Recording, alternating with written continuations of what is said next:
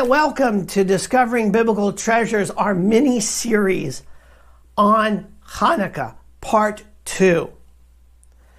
Today we're going to be looking at, again, 1 Maccabees, which is the story of Hanukkah, and we're going to start on chapter 3, and we're going to go from verse 1 to chapter 9, verse 22. This is the story of Judas Maccabee. This is the story of Hanukkah. Judas Maccabee was a daring military leader. He had the knowledge for it. He had the gifts for it. He put together an army and he defeated Antiochus the Fourth, the Fifth, and Demetrius the First. These are the three, if you will, sequential kings that were kings of the Seleucid kingdom that were controlling Judea, Jerusalem, and most importantly, the temple. Judas is celebrated as a redeemer, a savior, you can almost say the Messiah. But since the Greeks weren't, well, they were kind of kicked out, as you'll see through the history, it's an interesting story. But since the Romans ended up destroying Judea, if you will, as a nation and making it part of the Roman Empire, he didn't quite fit all the Messiah traditions, but at his time he was considered Messiah. Judas defeated Apollonius, and when he defeated him, he took his sword, Apollonius' sword, and carried it into subsequent battles, like David did when he killed Goliath. For the legends tell us that not only did he grab his head to show Israel he won, he also grabbed his sword. And then when he went into subsequent battles, he took that sword with him. Continuing on, along the way in these great battles, I'm just going to describe a couple. One of the battles is he met the general Seron, who had superior numbers. And Judas gave a speech to the army that echoed the one Jonathan gives the army in 1 Samuel 14:6.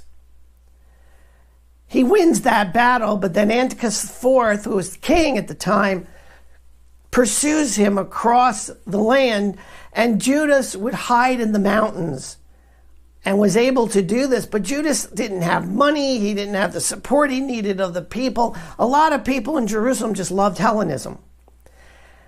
Eventually, Antiochus IV gave the general Lysias about half of his army and all of his elephants to go destroy Judea, and Jerusalem. And then he was supposed to resettle foreigners in the land. He wanted to destroy the Jews completely. Had an army of about 40,000 men. And at the time, Jerusalem was inhabited by a lot of Gentiles. A lot of Greeks were there. The temple was in pagan hands. Pagan worship was going on in the temple. This is what infuriated the Maccabees to call to order. There was an assembly at a town called Mizpah, and they determined there, Judas and his generals decided, here's how we're going to retake Jerusalem. We're going to go in and get to the temple.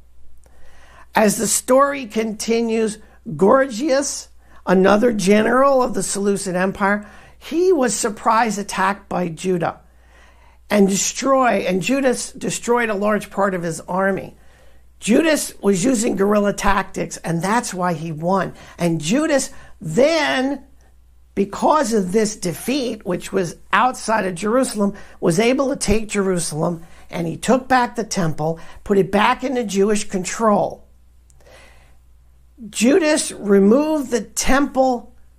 He removed the temple furnishings that were pagan, brought back the ones that were Jewish, like the altar table and the menorah, and he started the rituals, the proper rituals that told us about our worship to the Lord.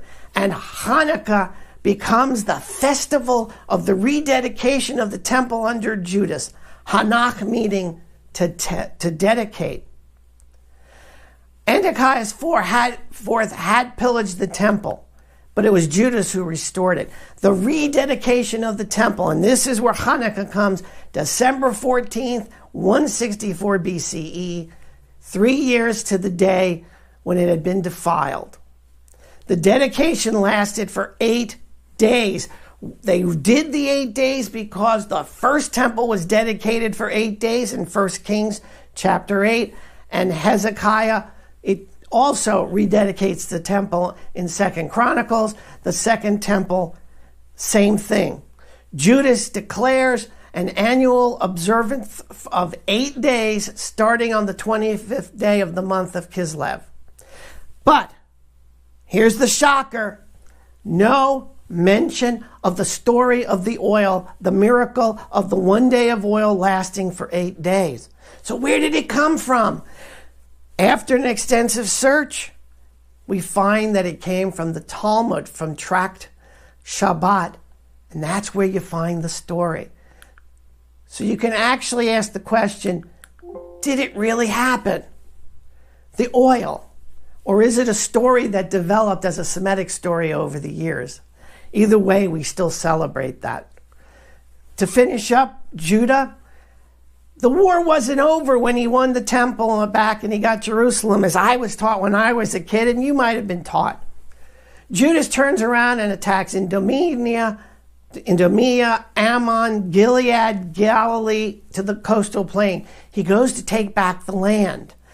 But there was the citadel I mentioned earlier in the last episode. The citadel was still there in Jerusalem. It was still in Greek hands.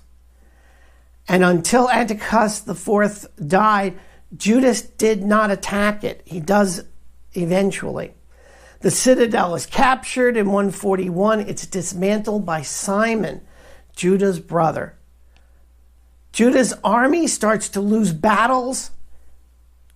They came close to a defeat, but a peace treaty was put together and accepted between the Seleucids and Jerusalem.